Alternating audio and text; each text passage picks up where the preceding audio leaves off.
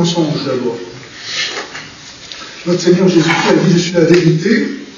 Nous savons dans l'Apocalypse que Saint Jean désigne l'ennemi du Christ et de l'Église sous la forme d'un monstre à plusieurs têtes. L'opposition au Christ est multiforme. Et l'une d'entre elles a été blessée à mort, dit Saint Jean, et elle a repris vie. Personnellement, j'y vois le fait que dans cette blessure a été prophétisée la disparition du califat en 1924. À ce moment-là, effectivement, l'islam aurait pu disparaître, puisqu'il n'avait plus de tête. Et puis, dit l'Apocalypse, voilà que cette bête va guérir, et tous les habitants de la terre vont se prosterner devant la bête en disant « Qui peut égaler la bête? Elle est comme morte et elle a repris vie. » Et c'est ce qui se passe aujourd'hui. L'islam reprend du poids de la bête, c'est qu'à le dire, et tout le monde se fait un devoir d'accueillir l'islam au nom de la liberté religieuse et du droit de chacun à croire ce qu'il veut. Bon, donc qu'est-ce que le mensonge? Si nous écoutons le catéchisme de Saint Pie X, le mensonge consiste à affirmer comme vrai ou comme faux, par des paroles ou par des actes, ce que l'on sait ne pas être tel. Est-il permis de mentir? Il n'est jamais permis de mentir, ni par plaisanterie, ni pour son propre avantage, ni pour celui d'autrui. C'est une chose mauvaise par elle-même. Est-il toujours nécessaire de dire ce que l'on pense? Non, cela n'est pas toujours nécessaire, surtout quand celui qui vous interroge n'a pas le droit de savoir ce qu'il demande. Voilà ce qu'enseigne donc le catéchisme, et cela nous intéresse dans notre étude du mensonge dans le communisme et l'islam, si nous retenons que dire la vérité à qui n'a pas le droit de la connaître n'est pas requis. La gravité du mensonge se mesure selon la nature de la vérité qu'il déforme, selon les circonstances, les intentions de celui qui le commet, les préjudices subis par ceux qui en sont victimes, et il devient mortel quand il lèse gravement les vertus de justice et de charité. La vérité doit être aimée pour elle-même, comme le montre le fait qu'elle n'a pas besoin d'être qualifiée, alors que toute vertu demande à être vraie. L'interdiction du mensonge, cependant, ne paraît pas être absolue. Certes, si nous prenons la théologie morale à l'usage des curés et des confesseurs publiés par Monseigneur Grousset en 1846, nous disons qu'on ne doit jamais mentir, ni dans l'intérêt de la religion, dont la première base est la vérité, ni sous prétexte de procurer la gloire de Dieu, qui ne peut être glorifiée que par le triomphe de la vérité, ni pour détourner le pécheur du crime, ni pour sauver la vie d'un innocent, ou procurer le salut à une âme qui est en danger. Donc pour aucune raison, il est permis, au dire de Monseigneur Grousset, de mentir, même pour éviter à quelqu'un de se damner. Mais tout le monde dans l'Église n'a pas tenu ce discours, y compris chez les pères de l'Église. Par exemple, Saint Hilaire disait, dans son commentaire sur les psaumes, le psaume 14, verset 10, il dit « Le mensonge devient parfois nécessaire et la fausseté utile. Ainsi nous mentons pour cacher un homme à quelqu'un qui veut le frapper, pour ne pas donner un témoignage qui ferait condamner un innocent, pour rassurer un malade sur sa guérison. » Donc le problème sur ce qu'est le mensonge n'est pas si facile que ça à régler apparemment. Et Saint Hilaire peut s'appuyer sur des passages de l'Ancien comme du Nouveau Testament. Vous vous rappelez l'histoire d'Abraham qui est avec sa femme Sarah en Égypte, et voilà que Pharaon convoite son épouse, et Abraham dit quelle est sa sœur. Alors, Abraham a-t-il menti? Abraham va se justifier en disant que Sarah est bien la fille de son père, mais elle n'est pas la fille de sa mère. Autrement dit, elle est sa demi-sœur. Et donc, il n'a rien dit de faux en disant qu'elle était sa sœur, même s'il n'a pas dit la vérité. La menace de mort, qui était la sienne, a justifié le fait qu'il dissimule la vérité. Jésus lui-même a usé d'équivoques et de restrictions mentales. Par exemple, il dit aux Juifs, détruisez ce temple et en 3 jours je le relèverai. Il est clair que les Juifs ne pouvaient pas comprendre autrement les paroles de Jésus qu'en pensant qu'il désignait le temple de Jérusalem, mais lui parlait de son corps. Ou bien lorsqu'il dit notre ami Lazare dort, et les apôtres comprennent qu'il dorme du sommeil alors qu'il parlait de la mort. Ou bien lorsqu'il dit à ses cousins, vous montez à la fête, moi je ne monte pas à cette fête, parce que mon temps n'est pas encore accompli. Mais quand ses frères furent montés à la fête, alors Jésus monta lui aussi, et pas au grand jour en secret. Donc on voit que même notre Seigneur utilise un langage qui prête à croire le contraire de ce qu'il dit. Bref, pour certains moralistes, y compris parmi les pères de l'Église, le mensonge peut relever de la légitime défense. La violence est interdite en soi, et pourtant, parfois, il est légitime d'utiliser la violence dans les cas précisément de légitime défense. Et donc les pères vont argumenter en disant qu'il y a des situations où on nous fait violence pour nous exiger la vérité, et donc il est légitime d'user un retour de violence pour la protéger. Cette possibilité va s'asseoir sur une distinction opérée par saint Thomas d'Aquin, qui va distinguer l'énoncé faux et l'intention. Il est clair qu'un perroquet ne peut pas plus dire la vérité que ce qu'il ne peut mentir, parce qu'il n'a ni connaissance ni intention. Donc il faut bien distinguer dans le mensonge l'énoncé et l'intention. Saint Thomas d'Aquin dira « Vouloir tromper quelqu'un, lui faire croire ce qui est faux, cela ne ressortit pas spécifiquement du mensonge, mais à une certaine perfection du mensonge. » Autrement dit, c'est l'intention qui compte au-delà du fait matériel lui-même de l'énoncé. Vouloir cacher n'est pas tromper, même si tel sera le résultat. Et dans ce cas, le trompé devra assumer la responsabilité d'avoir été trompé, car il a posé des questions qu'il n'aurait pas dû poser, exiger des vérités qu'il ne devait pas connaître, en sorte qu'il a pris pour vérité non pas des mensonges, mais d'autres vérités destinées à le détourner de celles qu'il cherche. Plutôt qu'une morale prohibant toute forme de mensonge, telle celle de Monseigneur Gousset ou bien celle de Kant, qui refuse de mentir même pour sauver la vie d'une victime innocente, maintenir l'interdiction du mensonge tout en acceptant des stratégies de tromperie où ce qui est dit n'est pas faux, mais peut être faussement interprété, paraît parfois la seule façon d'accorder la lettre de la loi, qui a été faite pour l'homme et non pas l'homme pour elle, et la fidélité à l'Esprit de Dieu, qui est charité, et qui demande parfois de taire la vérité ou de sauver une vie. Notre Seigneur nous a demandé d'être non seulement candides comme des colombes, mais aussi rusés ou prudents comme des serpents. Il y a donc une différence essentielle entre tromper pour sauver, ce qui doit l'être, et tromper pour nuire à son prochain.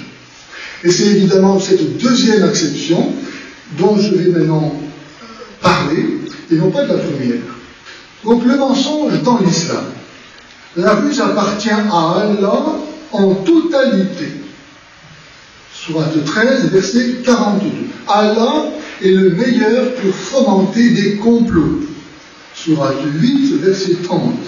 Aussi à son école, Mahomet complote. Attire par ta voix ce que tu pourras. Fonds sur eux avec tes cavaliers et tes piétons. Sois leur associé dans leurs richesses et leurs enfants. Fais-leur des promesses. Satan ne fait des promesses que pour aveugler les hommes. Sourate 17, verset 66.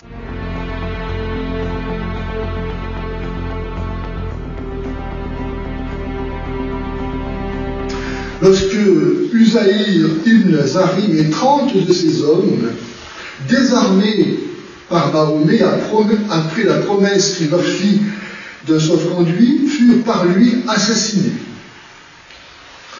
Mahomet, modèle de tout musulman, n'utilisait pas le mensonge seulement pour cacher ses secrets ou tromper l'ennemi, sachant que tous ceux qui ne voulaient pas se soumettre à son autorité étaient déclarés évidemment par lui ses ennemis, mais pour nuire à autrui. On raconte l'histoire d'un poète qui critiquait Mahomet et dont Mahomet voulut la mort, et voilà qu'un de ses fidèles disciples demanda à Mahomet s'il était licite de mentir pour lui tendre un piège. Et Mahomet l'assura que c'était possible. Mahomet signa un traité de paix de 10 ans avec les Mécois, ce qui lui donna le temps de refaire ses forces, et 2 ans après, il s'est emparé de la ville, après avoir exécuté ceux qui lui avaient donné leur confiance. Nous le voyons dans ces exemples tirés de la vie de Mahomet, il n'est pas question de tromper pour sauver, mais de tromper pour nuire à autrui, dans l'entreprise universelle et perpétuelle du djihad. Imposer l'islam est le devoir de tout musulman, et donc, pareillement, celui d'utiliser le mensonge. S'appuyant sur un hadith d'Ali, qui est celui-ci, la taqiyya. La taqiyya, donc, c'est le principe, un des principes légitimant le mensonge. La taqiyya est notre vraie religion et celle de nos parents. Celui qui n'a pas de taqiyya doit se considérer comme un non-pratiquant de l'islam. C'est dire à quel point donc, la pratique de la taqiyya est inhérente, nécessaire à la pratique de l'islam. Quiconque n'observe pas la dissimulation n'a pas de foi. La taqiyya est le voile pour le croyant, et celui qui n'a pas de taqiyya n'a pas de religion. Comment mieux dire que l'islam et mensonge s'identifient? Le mensonge est tout un art qui se diversifie en plusieurs écoles que je vous nomme.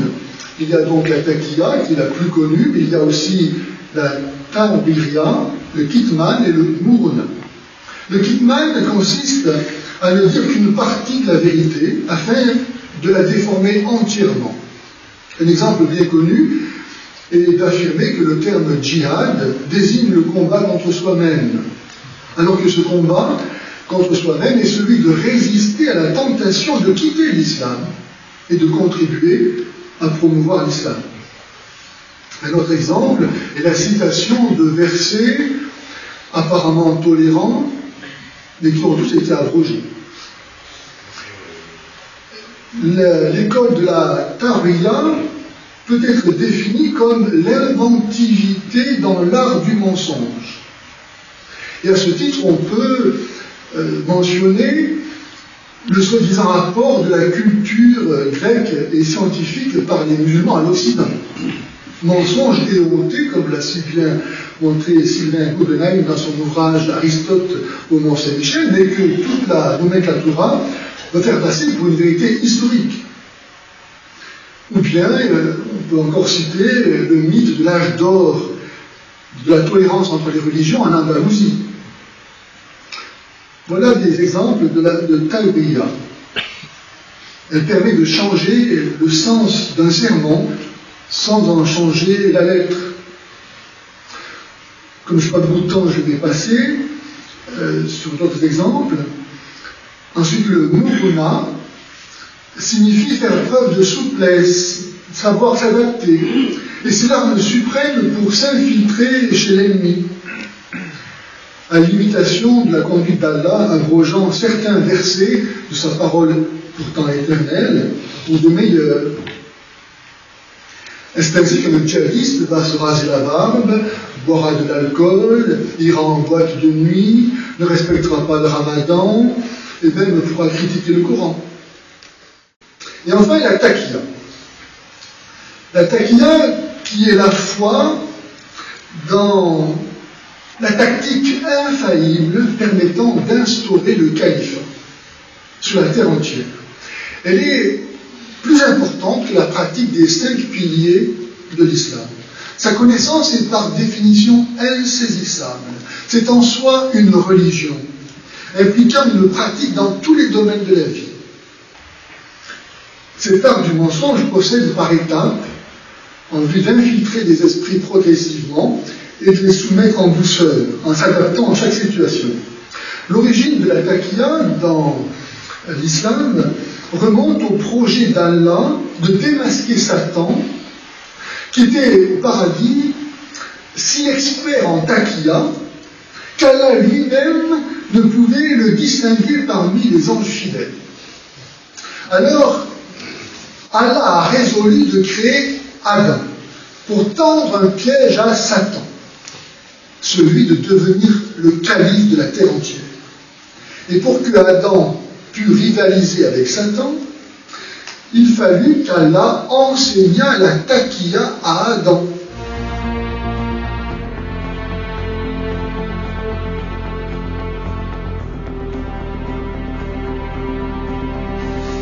Adam transmit ensuite cette technique qui aujourd'hui est pratiquée aussi bien par les juifs que par les musulmans. Mais évidemment, les juifs pratiquent la taqiyya au service de Satan, tandis que les musulmans la pratiquent au service d'Allah. Ça change tout, n'est-ce pas?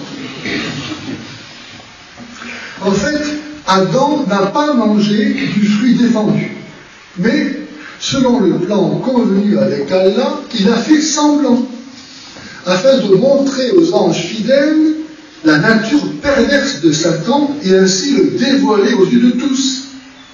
Certes, la pauvre Ève, dans son ignorance, a été impliquée dans cette comédie, mais elle a été créée faible pour cette raison. Et voici la première règle de la taqiyya: profiter de la faiblesse et de l'ignorance d'autrui. Pour les vrais musulmans, la fin justifie les moyens et la vie humaine n'a aucune valeur aux yeux d'Allah. C'est ainsi que toute l'histoire sainte va être réinterprétée en fonction de la taqiyya. Si Joseph est allé en Égypte, c'est parce qu'avec son père Jacob, grâce à la taqiyya, ils ont préparé la possibilité pour eux de venir en Égypte et de s'approprier le pouvoir. Si Moïse a été sauvé des eaux, c'est parce que sa tante pratiquait la taqiyya, qui lui a fait épouser Pharaon afin de pouvoir sauver Moïse et permettre ainsi le départ des Hébreux d'Égypte.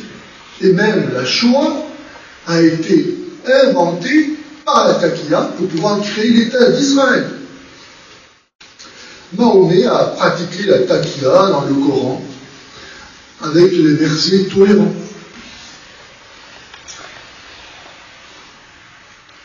Il est indéniable que, en tout cas, aujourd'hui, les attentats ont conduit les pouvoirs publics français à choyer la communauté musulmane jusqu'à lui créer le CFCM, l'Islam de France.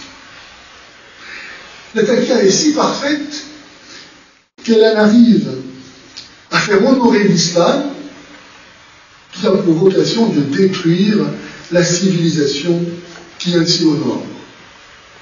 L'islam religion joue du respect de la liberté de conscience et de religion comme un cheval de Troie utilisé pour implanter chez nous l'islam. Je vous cite ces propos tirés de la déclaration islamique de M. Alija Izetbegovic, qui a été président de Bosnie-Herzégovine de 1990 à 2000, où il dit ceci: « Il ne peut y avoir ni paix ni coexistence entre la religion islamique et les institutions politiques et sociales non islamiques. La renaissance islamique ne peut commencer sans une révolution religieuse, mais elle ne peut se poursuivre et être menée à bien sans révolution politique. Notre première tâche doit être de gagner non le pouvoir, mais les hommes. Le soutien qu'un peuple musulman apporte effectivement à un régime en place est directement proportionnel au caractère islamique de ce dernier. Nous devons être des prêcheurs avant d'être des soldats. Le mouvement islamique doit prendre le pouvoir dès qu'il est en situation morale et numérique suffisante pour lui permettre de renverser le gouvernement non islamique. » Et à cette fin, donc, l'usage du mensonge pour légitimer l'islam de toute façon est mis en œuvre. Donc voilà un petit peu le lien que l'on peut trouver entre l'islam et le mensonge. Sachant que finalement, ce sont que des pléonasmes, n'est-ce pas? Maintenant, passons au mensonge dans le communisme. Le communisme, c'est l'avenir, et l'anticommunisme, c'est le passé. Le communisme, c'est la générosité, l'anticommunisme, c'est l'égoïsme, le communisme, c'est la paix, l'anticommunisme, c'est la guerre, le communisme, c'est le progrès, l'anticommunisme, c'est la pauvreté, la stérilité, la stagnation. Voilà les slogans qui étaient à la mode il n'y a pas si longtemps encore que cela. Si le communisme a pu s'imposer en si peu de temps, sur la moitié de la planète, à des populations aussi différentes que la Chine, Cuba ou la Guinée, c'est parce qu'il s'est appuyé sur ce qu'il y a d'universel dans l'homme, à savoir des idéaux de justice, de générosité, de partage, de sacrifice, et le tout mis en regard des injustices sociales de la société occidentale qui s'est industrialisée et qui est en train de conquérir le monde.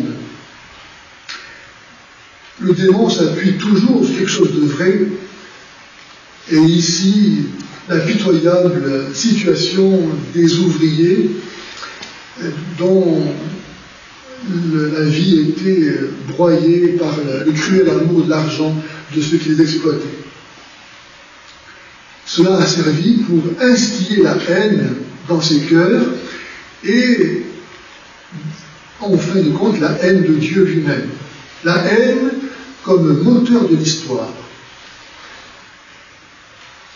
La haine que l'on retrouve dans l'islam, sourate 60, verset 4, un verset que vous devez tous retenir par cœur: « Entre nous et vous, c'est l'inimitié et la haine à jamais, jusqu'à ce que vous croyiez en Allah seul. » Comme musulman, parce qu'il est musulman, il doit avoir de la haine contre tous ceux qui ne sont pas musulmans.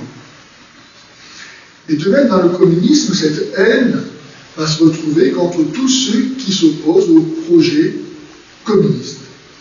En sorte que le pape Pie XI va pouvoir déclarer le communisme intrinsèquement pervers. Et ce qu'il y a d'intéressant, c'est que pour faire cette déclaration, il va justement s'appuyer sur la dénonciation des mensonges du communisme. Je vous cite un extrait de cette encyclique, Divini Redemptoris. Le pape va mettre en garde contre les ruses et les tromperies, avec lesquels les communistes s'impliquent et sont déjà parvenus à gagner à leur cause des hommes qui sont pourtant de bonne foi. Le communisme athée s'est montré au début tel qu'il était dans toute sa perversité, mais bien vite il s'est aperçu que de cette façon, il éloignait de lui les peuples. Aussi a-t-il changé de tactique, c'est comme la taquilla, une tactique, et il s'efforce d'attirer les foules par toutes sortes de tromperies, en dissimulant ses propres desseins sous des idées en elles-mêmes bonnes et attrayantes. Ainsi, voyant le commun désir de paix, les chefs du communisme feignent d'être les plus zélés fauteurs et propagateurs du mouvement pour la paix du monde. Mais en même temps, ils excitent à une lutte des classes qui fait couler des fleuves de sang. Et sentant le manque d'une garantie intérieure de paix, ils recourent à des armements illimités. Ainsi encore, sous divers noms qui ne font pas même allusion au communisme, ils fondent des associations franchement catholiques et religieuses.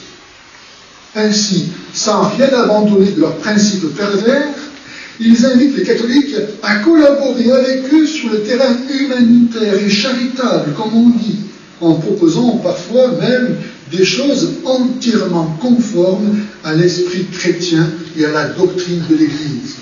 Donc vous voyez la puissance du mensonge pour cacher ses buts et ses intérêts, jusqu'à se faire passer pour catholique. Le mensonge qui nie l'existence de Dieu, évidemment le premier de tous les mensonges, rejeter l'existence de Dieu, induit d'autres mensonges qui vont en découler nécessairement. Ça sera le mensonge aussi de la nature humaine, il n'y a pas de péché originel, et donc tout ce qu'on va pouvoir imaginer comme solution au problème s'avérera nécessairement faux, puisqu'on ne va pas prendre en considération l'être humain tel qu'il est. Mais aussi, évidemment, tout ce qui relève de l'ordre surnaturel. Mais au-delà de ces grands mensonges, il y a trois mensonges particuliers qui fondent le communisme. À savoir qu'il n'y a pas lieu de chercher à comprendre le monde, mais qu'il faut le transformer. Première affirmation. Ensuite, la religion est l'opium du peuple. Troisième affirmation, l'histoire de toute société jusqu'à nos jours est celle de la lutte des classes. Voilà la trinité des mensonges qui constitue ce mensonge par excellence qui est le communisme. Alors nous allons, pendant un petit temps, étudier ces trois mensonges. Premier mensonge, transformer le monde sans chercher à le penser. Voilà ce qu'enseigne ce philosophe Marx. Mais quelle aberration! Comment pouvoir transformer quelque chose que l'on ne connaît pas? C'est aussi stupide que de faire précéder l'essence par l'existence. Ensuite, de l'affirmation de Descartes, je pense donc je suis. Comment penser avant d'être? C'est se prendre pour Dieu que de pouvoir penser sans être. C'est être vraiment immatériel, d'être pur esprit. C'est évidemment plus facile de penser comme ça si Dieu n'existe pas. Les artisans, les techniciens, les ingénieurs, comment pourraient-ils agir s'ils ne connaissaient pas d'abord les lois qui régissent la matière sur laquelle ils travaillent? Tout est objet de connaissance et de science, même Dieu. Comment prétendre changer le monde si on ne connaît pas le sens de l'histoire? Et donc la révélation hébraéo-chrétienne. Si l'être humain n'a pas de sens, comment l'histoire en aurait-elle un? C'est pourquoi, avant de prétendre changer le monde, il faut d'abord savoir ce qu'est le monde et quelle est sa raison d'être, ce que seule la révélation hébraéo-chrétienne donne à connaître. Et néanmoins, ceci a été accepté par beaucoup de gens comme une évidence. Vouloir agir sans savoir ce qu'on fait, il faut quand même le faire. Comment proposer l'égalité des hommes et la fraternité universelle si on ne connaît pas l'existence de Dieu? Donc, des contradictions sur contradictions. Deuxième mensonge. Marx trouve que la religion est l'opium du peuple. et donc Dieu lui-même est l'opium du peuple. Et cela parce qu'il a appris sur les genoux de son père, qui était un juif converti au protestantisme, les récits de l'Exode, de la Terre Sainte, du bouc émissaire, du salut des pauvres, la malédiction des riches, le caractère frondeur de Jésus, l'existence d'un projet de salut pour l'humanité, un projet débuté dans l'opposition à l'ordre établi, un combat entre le royaume de Dieu et le royaume de Satan. Et il en a déduit qu'il fallait donc se défier des institutions et des riches, et de Dieu même qui, finalement, est le responsable de tous les malheurs, s'il existe. Dans son orgueil, il a voulu être le nouveau Moïse, faisant sortir non plus seulement le peuple hébreu d'Égypte, mais l'humanité de sa misère, et lui donner non pas un salut seulement spirituel et dans l'au-delà, mais immédiat. Une libération du pouvoir même de Dieu, pas seulement de Pharaon, pas seulement des exploiteurs, mais de Dieu lui-même, pour accéder à la pure liberté. Le premier slogan des soviets était ceci: chassons les capitalistes de la terre et Dieu du ciel. Ou bien Michel Bakounine, qui était membre de la première internationale, écrit: Satan est le premier libre penseur et sauveur de ce monde. Il libère Adam et imprime sur son front le sceau de l'humanité et de la liberté en le faisant désobéir. Voilà exprimé vraiment la pensée de Marx, que l'on retrouve d'ailleurs dans un de ses poèmes intitulé « La Vierge pâle », où il écrit ceci: « J'ai perdu le ciel, je le sais très bien, mon âme naguère fidèle à Dieu a été marquée pour l'enfer. » Bref, le projet de salut doit cette fois aller jusqu'au bout, jusqu'au rejet total de Dieu. Et avec le rejet de Dieu, c'est l'abolition de la morale, et donc la victoire du mensonge. L'idée que Marx aurait été un homme plein d'amour pour l'humanité est un mythe qui a été inventé après sa mort, mais de son vivant, dans un de ses autres poèmes intitulé Oulanem, qui est l'anagramme de Emmanuel. On lit ceci: s'il y a quelque chose capable de détruire, je le prendrai à corps perdu, quitte à mener le monde à sa ruine. Oui, ce monde qui est fait écran entre moi et l'abîme, je le fracasserai en 1000 morceaux à force de malédiction.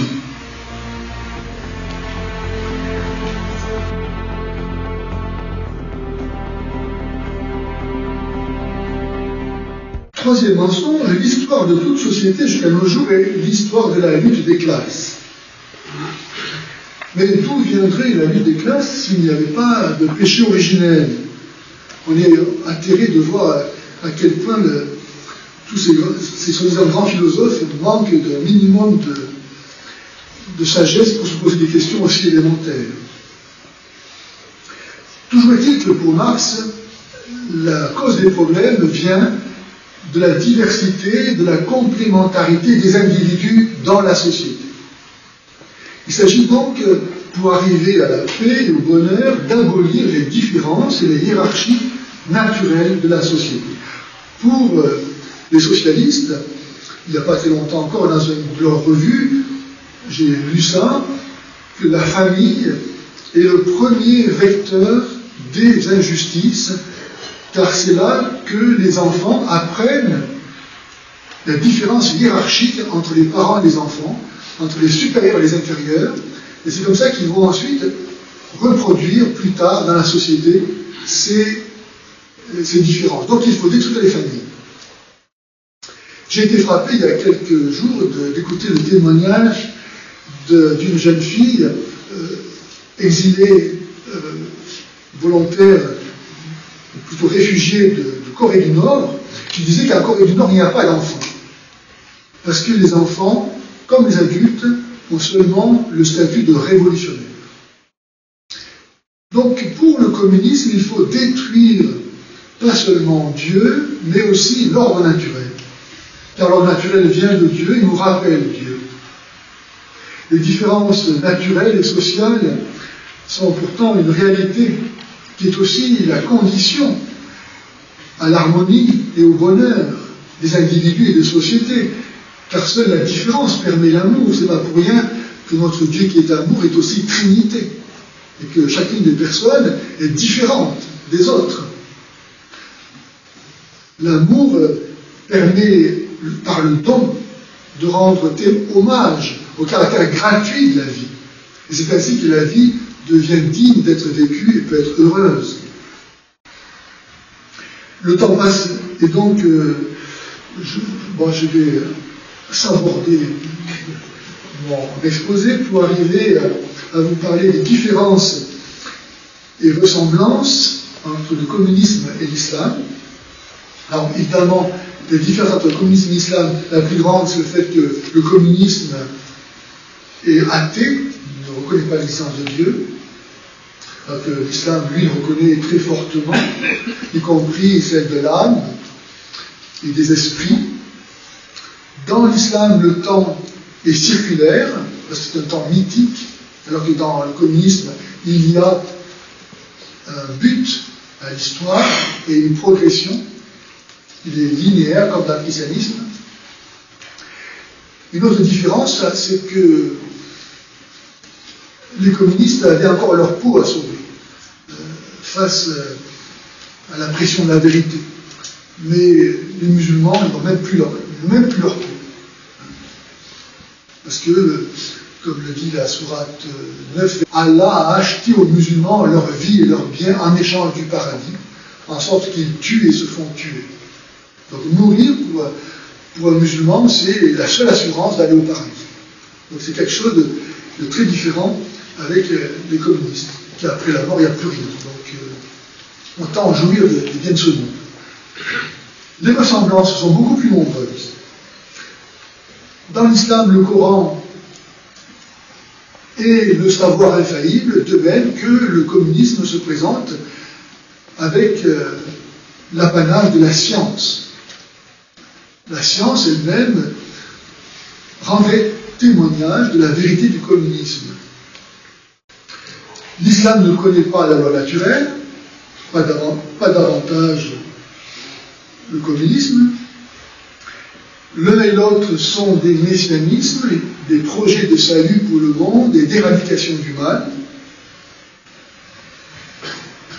L'un et l'autre demandent un engagement religieux qui peut aller jusqu'à la mort, un engagement total donc. Si nous avions le temps, nous pourrions étudier un petit peu l'origine talmudique, aussi bien de l'islam que du communisme. Jésus est dans l'islam le prophète qui annonce la venue de Mahomet, et de même Proudhon était très admirateur de Jésus. Puis Hugo Chavez se déclare chrétien marxiste et célèbre le Christ révolutionnaire. Islam et communisme méprisent la vie contemplative, la chasteté, l'esprit de pauvreté. Ils n'ont pas de conception de la personne. Dans le communisme, la personne est réduite à être un élément du système, qui n'a pas de transcendance et donc de dignité en soi, pas de liberté, d'autonomie. De même dans l'islam, comme dans la langue arabe, le mot personne n'existe pas. L'individu n'a d'existence que par son appartenance à l'Oumma. Maintenant, dans les quelques secondes qui me restent, je vais évoquer l'alliance invraisemblable, mais historique, du communisme et de l'islam. C'est du 31 août au 1er septembre 1920 qu'a eu lieu à Bakou, en Azerbaïdjan, une alliance entre les révolutionnaires marxistes et les nationalistes musulmans. Le chef de l'internationale communiste était Zinoviev, et voici un extrait de ses propos à cette occasion. Nous voulons que ces deux mouvements se rapprochent de plus en plus et que le second se débarrasse de ses préjugés nationalistes. Nous voulons que ces deux courants n'en fassent qu'un, dont l'impétuosité et la puissance emporteront tous les obstacles et purifieront la terre. Malheureusement, je n'ai pas le temps de vous parler davantage de cette alliance, mais vous trouverez, si Dieu veut, mon texte sur mon site. Je vais terminer par ma conclusion.